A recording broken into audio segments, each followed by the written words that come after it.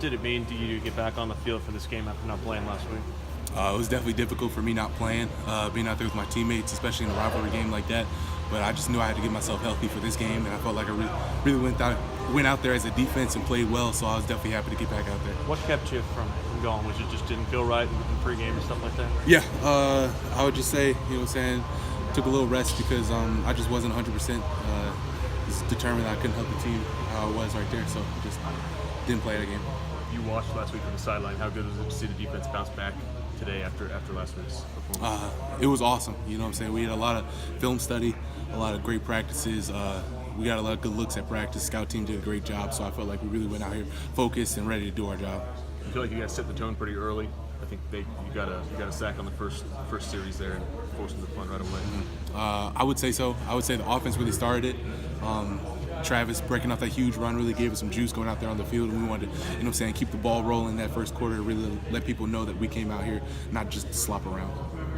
You have a couple guys who made personal sacrifices to come back and make another run at this thing. What does it mean to you now that you've at least reached this point and now we're on the precipice of the playoff?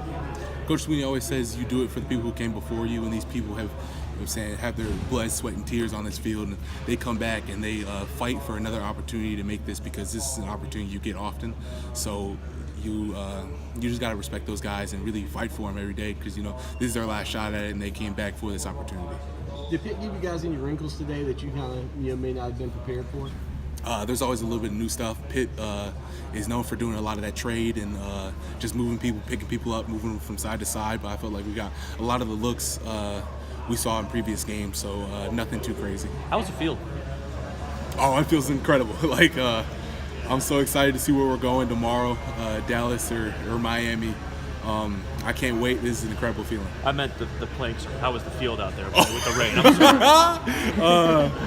I'm sorry. The field was it was wet. You know what I'm saying, sloppy. So it wasn't as easy to get a grip, but it was a fun game out there. Kind of slipping around and stuff is what you feel like you want to do as a kid. The other answer was good too. I appreciate it. Do you have a preference either way? Huh? Do you have a preference either way? On the fields? Or like how I feel about Miami or Dallas? Yeah. Oh, I don't care. Okay. I want to go to that natty, and either way gets me there, so I'm excited. Their two running backs are pretty good. How do you think you guys did corralling them today? I think we did a good job. They broke off a couple runs, but we expect them to make plays. It's just about bending and not breaking at some points, and I felt like we really corralled them and played well in the run game. It seemed like we heard that number 57 a lot up there in the press box. When you look at your game, how would you assess what you did today? I think I had some negatives that I can fix going into this next game, but overall I feel pretty good about my performance. I feel pretty good about the defensive performance. That D-line was really helping me out just because there's always someone in your face with a lot of those runs, so they were really helping me out with kind of my fits and stuff, but I feel like overall we played pretty well. Trey, any of your D linemen, they're all talented, they're all stars. They could have big egos. Mm-hmm. It doesn't seem like they do, at least when they talk to us. How great is that to know that, hey, these are, you know, the top players on some of the top players on our team, and they're blending in like everybody else and helping everybody? I think it speaks to the culture of this team, the culture of Clemson, kind of the culture that Coach Sweeney sets, and they've completely adopted it, and they kind of give it down to the younger guys like myself and a lot of the freshmen that came in.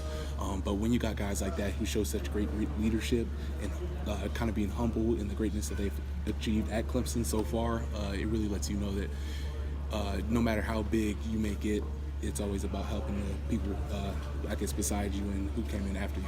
Are there growing pains to get there? I mean, because all of you come in as high school stars, really, who, you know, hear about how great you are all the time. You know, is it hard to kind of adopt that? Absolutely. Adapt that style? I think everybody comes out as the number one player on their team, and you come into this place and you see that everybody was the number one player on the team, and you got to really find your role on the team and find what you're good at and how you can help the team. So I feel like you just got to kind of swallow your pride and really get in here and just work and try and be the best player you can. Thanks. No problem. Thanks, Trey.